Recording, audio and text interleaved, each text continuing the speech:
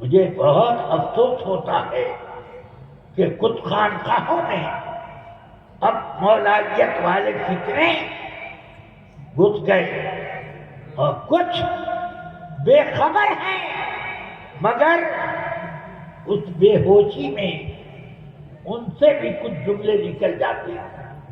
کیا ضرورت تھی آپ کو یہ کہنے کی کہ علی پہلے نمبر پر بھی ہے، چوتھے نمبر پر؟ ہم ڈرتے نہیں ہیں، ہم پھر وہی بات کہیں گے، علی کا پہلا نمبر بھی ہے، علی کا چوتھا نمبر بھی ہے۔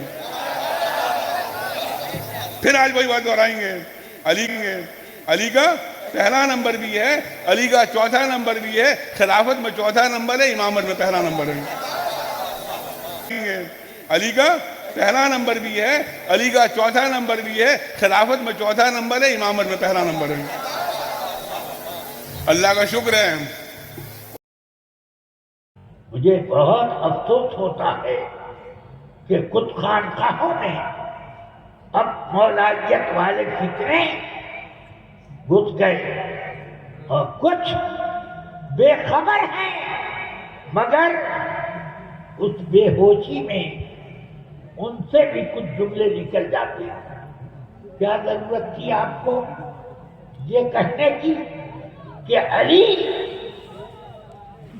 پہلے نمبر پر بھی ہے، چوتھے نمبر پر؟ امامت کے میں پہلے نمبر پر، خلافت میں چوتھے نمبر پر۔ یہ کہاں سے امامت ایک خلافت کے علاوہ شعبہ نکلا؟ کم سے کم باہر سے یہ تو پڑھنی ہوتی کہ امامت کبریٰ خلافت چھوڑ کر کے۔ بے شک یہ تو پڑھ لیا ہوتا۔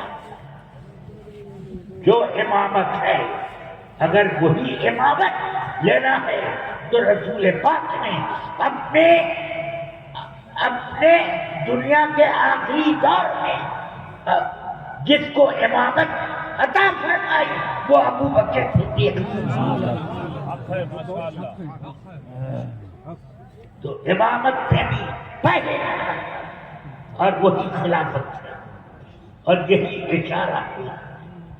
بہرحال یہ سب چیزیں ہیں، کچھ ہمارے اپنے لوگ بھی بے خبری میں کچھ باتیں کہہ جاتے ہیں۔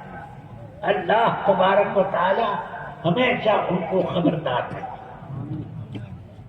رفیقان میں نے ایک آیت پڑھی، رضی اللہ عنہم ورضوا عنہ ذالک لمن خشی ربہ۔ ایمان اور اعمال صالحہ والوں کی طرف انہم کی ضمیر راجع، تو ان سے اللہ راضی ہے اور وہ اللہ کے سے راضی ہے۔ ذالک لمن خشی ربہ، یہ منصب ان لوگوں کا ہے جو اللہ کی خشیت اور اس کا خوف اپنے دل میں رکھتے ہیں۔ اب کون خوف رکھتا ہے؟ قرآن مجید کی دوسری آیت میں ذکر ہے، انما یخشی اللہ من عبادہ العلماء۔ اللہ کی خشیت صرف علماء ہی کے دل میں ہے۔ انما کا یہ قصر اور یہ تخصیص اس بات کی دلیل ہے کہ اللہ تعالی نے بے علم کے یا علم کی کمی پر خشیت کی کمی اور بے علم کے خشیت کا فتاق کی طرف اشارہ کیا۔ اس لیے میں کسی مسلمان کو جاہل نہیں سمجھتا، کم سے کم اس کو ایمانیات کا علم تو ہے، اللہ کا جانتا ہے، رسول کو جانتا ہے، قرآن اور قیامت کو جانتا ہے، تو جاہل کیسے کرے؟ اسی لیے